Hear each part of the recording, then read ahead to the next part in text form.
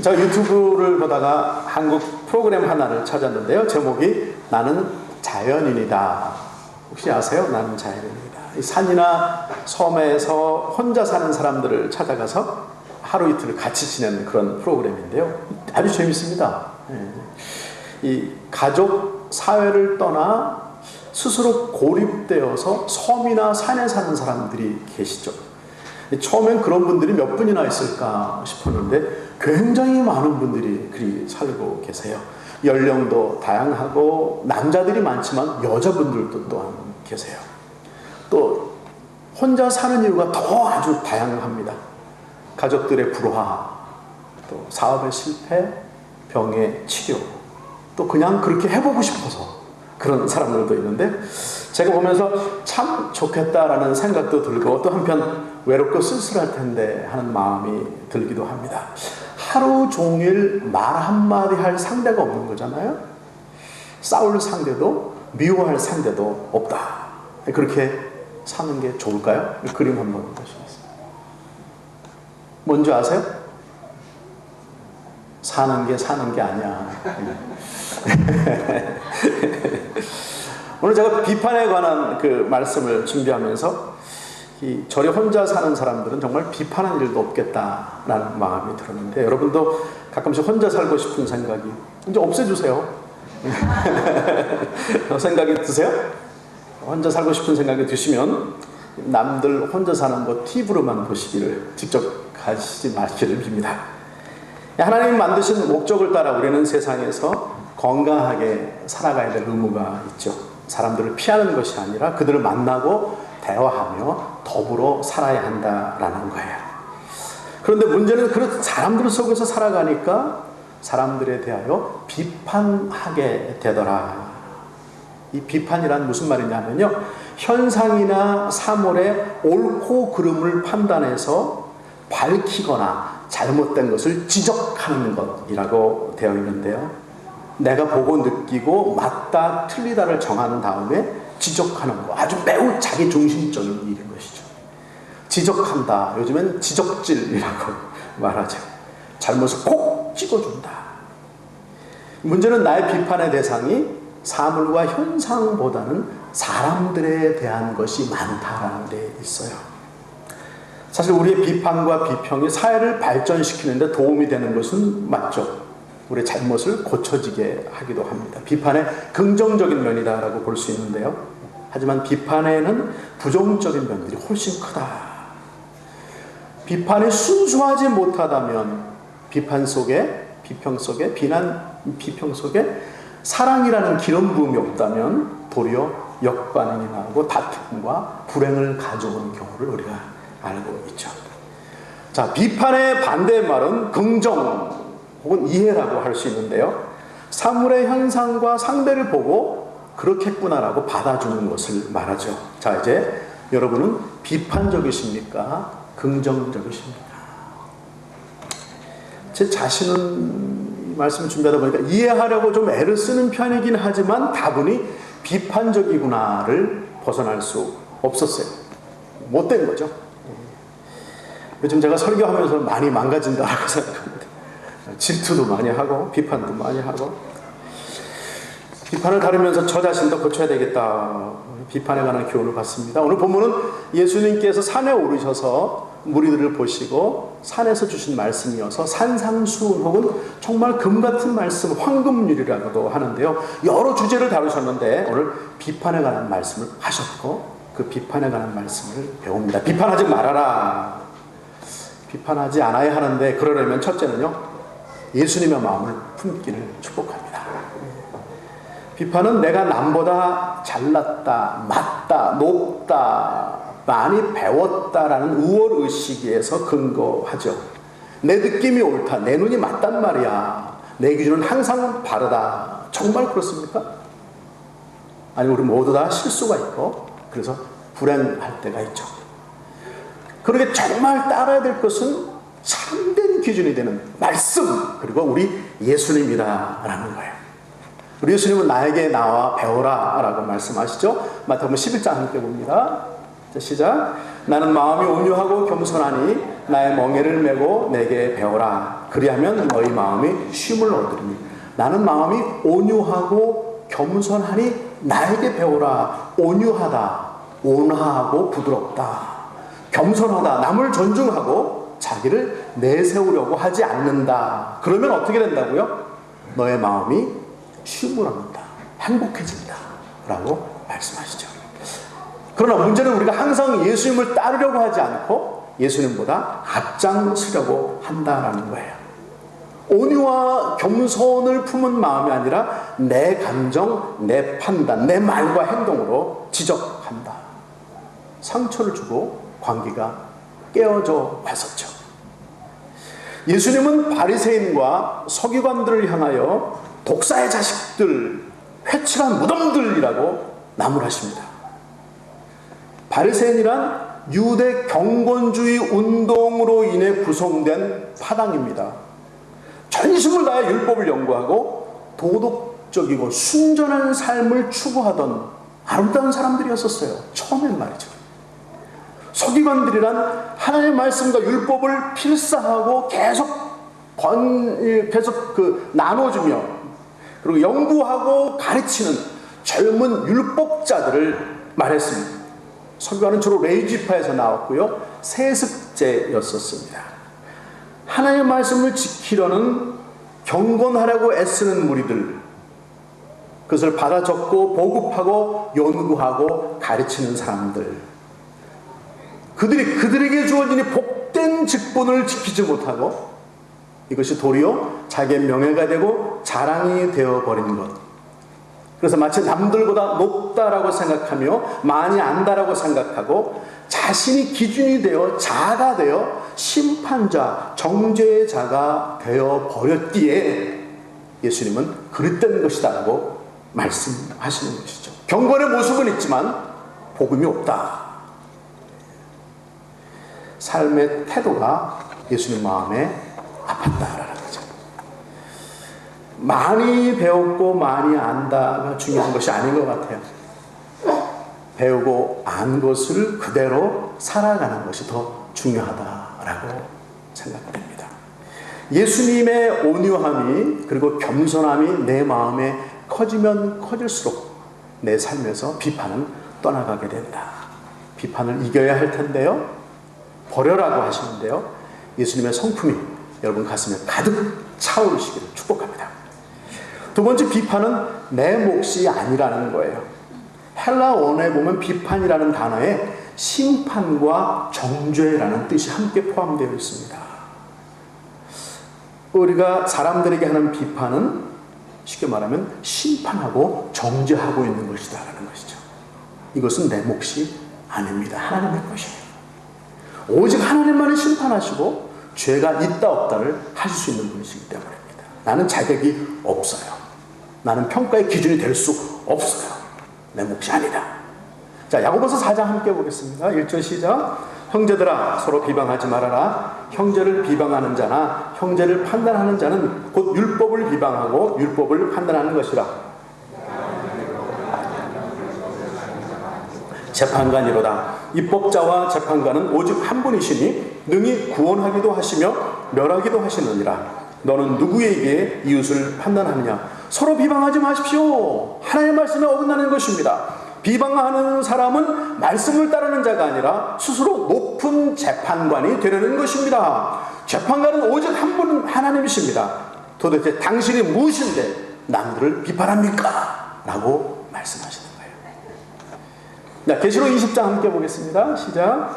또 내가 보니 죽은 자들이 큰 자나 작은 자나 그 보좌 앞에 서 있는데 책들이 펴있고 또 다른 책이 펴졌으니 곧 생명책이라. 죽은 자들이 자기 행위를 따라 책들에 기록된 대로 심판을 받으니 사도 요한이 계시를 받고 기록합니다. 그날의 마지막 순간에 하나님의 보좌 앞에 모든 이들이 서게 된다. 그 앞에 책들이 펴져 있는데 그 이름은 생명책이다. 사람들의 모든 행위가 그 책에 기록되어 있었고 기록된 그대로 심판을 받더라. 우리가 이 땅에 살면서 행한 모든 것들이 기억하신 바 된다라는 것이죠. 내 생각도, 내 입의 말도, 칭찬도, 비판도, 선행도, 악행도, 예수 같았음도, 예수 같지 않았음도, 나의 모든 것들이 그대로 사라지지 않고 기록한 바 된다. 그에 따라 심판받게 된다라는 거예요. 비판은 내 몫이 아니다. 세 번째로는요, 나도 비판을 받게 된다라는 거예요. 예수님은 비판하지 말라라고 하시면서 비판하지 말아야 될 이유를 말씀하시고 계세요. 자, 7장 1절과 2절입니다. 시작. 비판을 받지 아니하려거든 비판하지 말라. 너희가 비판하는 그 비판으로 너희가 비판을 받을 것이요, 너희가 헤아리는 그 헤아림으로 너희가 헤아림을 받을 것입니다. 할렐루야. 네. 소리 좀 닫아주시면 좋겠어요. 네. 예쁘죠? 네. 상대로부터 존경하며 배우고자 하는 마음이 없다를 말씀하시죠. 잘 듣고 잘 살펴서 이해해보려는 마음이 없다. 그러니까 많은 경우에 남의 소소한 잘못들을 들춰내죠. 이거 재밌습니다. 너도 해봐, 재밌어. 가만히 두지 못합니다. 들춰내야만 하죠. 나만 아는 것이랍시고 폭로하고, 그 도대체 자신에게 무슨 유익이 있는지도 생각하지 못하면서요, 지나버린 것들을 다시 막 땅을 캐내고 고구마를 캐내듯이 막 잡아 올리고 자랑으로 떠벌리죠. 내가 잘 아는데 그건 잘못이란 말이야. 넌 그러면 안 되는 거였어. 그 사람은 바로 그게 문제지. 나로 인해 시작된 비판은 갈수록 더 커지고 눈덩이가 되어져 갑니다. 더 부풀려지고요. 기억하세요. 내가 비판할 때 사탄과 그에 속한 무리들이 박수치며 웃고 있다라는 거죠. 이 타인에 대한 비판은 습관이 될 수 있습니다. 그런 거 경험 안 하시기를 축복합니다. 남에 대해서 비판적이기 시작하면요, 이 남편에 대해서 비판하기 시작하죠. 저는 이게 우리가 무지개 그 아름다운 그 색깔이 얼마나 많이 있어요. 그 중에 빨간 것만 계속 찾아내는 사람들 같아요. 그 조화의 아름다움을 보지 못하고 또 다른 면들을 좋게 보지 못하고 말이죠. 남편에게, 아내에게, 아이들에게 비판적이 되죠. 결국에는 자신에게 돌아간다. 비판은 상대를 망치고 나를 망치게 하기 때문에, 내가 비판하며 그의 신뢰와 명성을 망치는 게 아니고 결국엔 나의 신뢰와 명성이 사라져버리게 된다는 거죠. 예수님은 경고하십니다. 남을 비판한 그대로 너도 비판을 받게 된다. 여기 보면요, 남을 헤아린 그대로 너도 헤아림을 받는다. 헤아림이라는 단어가 메트로라는 그 원어로 되어 있는데요, 곡물 등을 넣고 자세하게 측량해보는 되나 말을 가르치는 말입니다. 쉽게 보면 장사꾼이 손님을 속여서 더 많은 이득을 취하려고 말이나 되를 정직하게 사용하지 않는다면 결국에는 나중에 그 모든 값을 되돌려받게 된다라는 의미로 말씀하시고 계시는 거예요. 그 말은 남에게 상처를 주지 마세요. 결국에 당신도 상처를 입습니다. 부메랑 효과를 기억하세요. 심는 대로 거두는 법칙. 갈라디아서 6장 7절 말씀하십니다. 1절 시작. 스스로 속이지 마라. 하나님은 업신여김을 받지 아니하시나니 사람이 무엇으로 심든지 그대로 거두리라. 마태복음 10장 27절입니다. 시작. 인자가 아버지의 영광으로 그 천사들과 함께 오리니 그때 각 사람이 행한 대로 갚으리라. 갈라디아서의 말씀은 지금 우리 세상에서 우리가 행한 대로 세상에서 받는다라는 근시적인 말씀이라면, 마태복음의 말씀은 마지막 그날에 결국에는 행한 대로 받으리라라는 말씀이시죠. 반드시 돌려받는다. 민수기 12장에 보면 모세와 아론과 미리암이 나오는데요, 1절과 10절입니다. 시작. 모세가 구스 여자를 취하였더니 그 구스 여자를 취하였으므로 미리암과 아론이 모세를 비방하니라. 구름이 장막 위에서 떠나갔고 미리암은 문둥병에 들려 눈과 같더라. 아론이 미리암을 본즉 문둥병이 들었는지라. 자, 시내 광야에서 백성들의 리더십으로 서 있는 모세, 이 모세가 구스 여인과 결혼하는 거예요. 이것을 두고 누나 미리암과 형 아론이 비판합니다. 잘못된 것이다. 왜 무엇을 가지고 잘못되었다고 했을까요? 기록엔 없지만 아마 모세의 부인이었던 십보라가 죽었고 그래서 재혼한 것으로 해석하는 사람들이 많이 계신데요. 그렇다면 재혼한 것을 비판하는 것인가? 혹은 구스 여인이라고 하는 검은 피부를 가진 여인의 피부색, 인종을 두고 비판하는 것인가? 혹은 모세의 리더십이 부러워서 상처내고 싶은 마음으로 한 것은 아닌가? 아니면 미리암이 하나님과 매우 가까운 은혜를 입고 있는 모세가 질투되었던 것은 아닌가? 여하튼요, 80세 된 동생을 92세 된 누나가 비판하는 거예요. 이건 뭐예요? 우리는 죽을 때까지 비판한다. 이 비방 사건 때문에 이름이 나오는데 미리암이 먼저 나오고 형 아론의 이름이 뒤에 나옵니다. 그렇다면 주동자가 누나 미리암이었고 추종자가 아론이었다는 거예요. 내가 주동자가 되면 추종자가 생깁니다. 주동자 미리암은 일로 말미암아 문둥병이 걸려 고통 가운데 살게 되었고 추종자 아론은 문둥병 걸린 미리암을 보면서 깜짝 놀라 자신을 살피게 되었을 것입니다. 주동자와 추종자. 갈라디아서 6장 1절 함께 보겠습니다. 시작. 형제들아, 사람이 만일 무수한 범죄한 일이 일어나거든 신령한 너희는 온유한 심령으로 그러한 자를 바로잡고 너 자신을 살펴보아 너도 시험을 받을까 두려워하라. 정말 잘못된 것이 있을 수 있죠. 그리고 그러한 것들을 바로잡는 것은 맞는 일입니다. 하지만 그런 경우라도 온유한 심령, 예수님의 마음으로 다가가 해결하려고 해야 되고, 그리고 그 사건 앞에서 본인 자신을 살펴보아 나는 어떠한가를 알아야 한다라고 말씀하십니다. 네 번째 말씀은요, 이해와 배려가 필요하다. 우리는 더 성숙해져 가고 있습니다. 비판을 하지 않는 것 중요하지만 하지 않는 것에서 더 나아가기를 축복합니다. 이해와 배려함. 이해란 understand, understand이잖아요. understand. 남들 아래 서보는 거죠.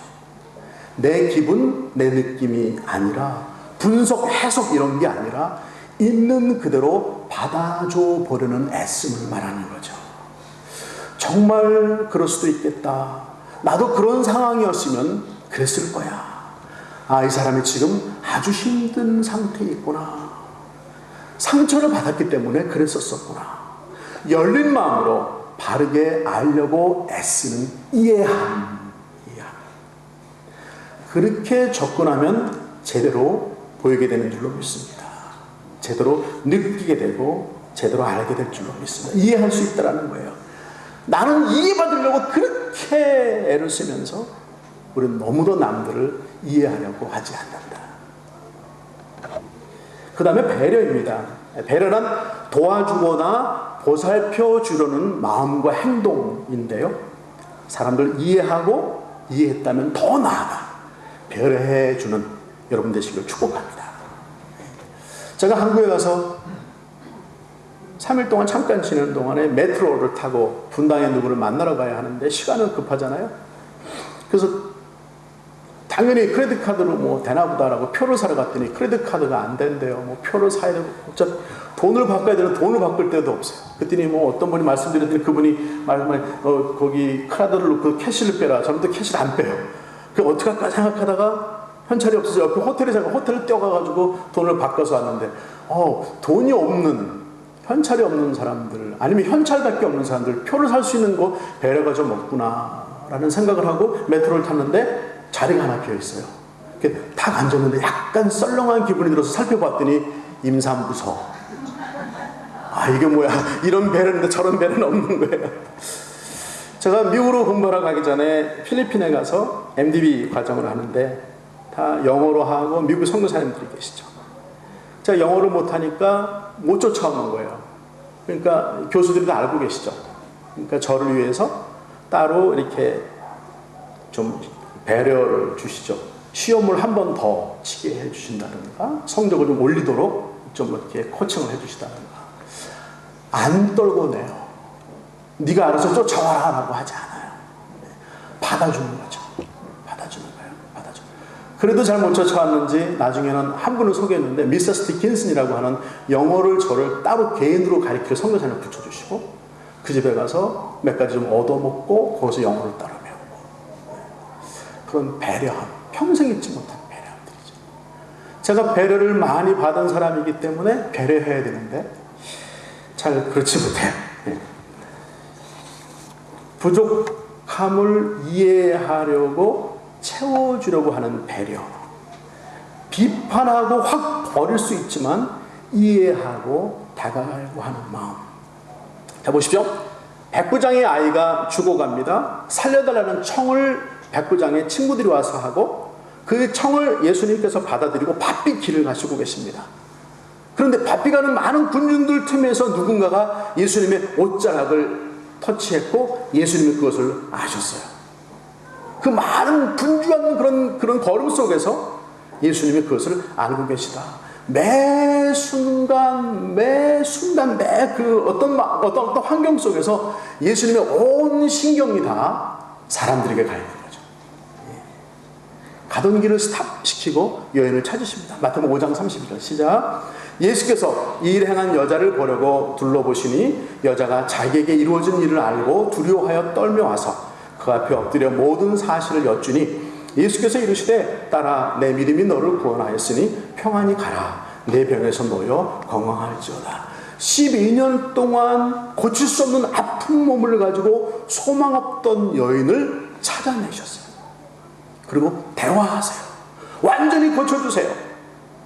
그 순간에 백부장에서 온 사람들은 마음이 급해서 중간에 끈 그 방에 끈 여자가 몹시도 비판스럽고 그리고 미웠을 터인데, 우리 예수님은 자신을 믿고 간구하는 한 사람 한순간 소중히 여기시고 이해하시고 배려해 주시더라라는 거죠.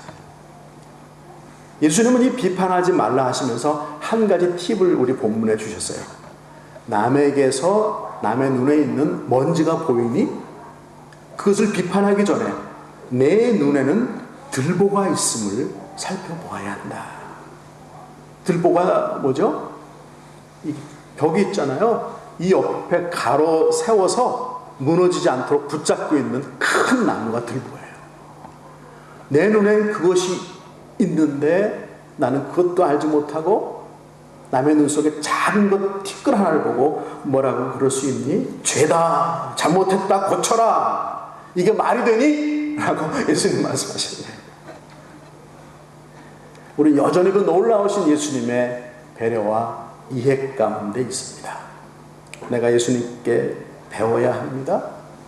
나도 받았기에 배려와 이해를 나눠줄 수 있어야 합니다. 참 어렵죠. 처음에 하려고 하면 어려울 거예요. 그렇게 그동안 많이 해오던 그 비판을 놓아야 하니까. 그러나 놓아야 합니다. 한 가지 한순간 매 떠오르는 것들 때마다 성령님을 의지하시길 축복합니다. 예수님 닮게 해달라고, 내 입에서 비판을 스탑시켜달라고, 그리고 더 나아가 이해하며 배려하게 해달라고. 그래야 세상이 밝아지고 내가 밝아지고 내가 예수님 닮게 가족들이 변하고 그리스도의 복음이 전파되기 때문입니다. 우리 기도하겠습니다.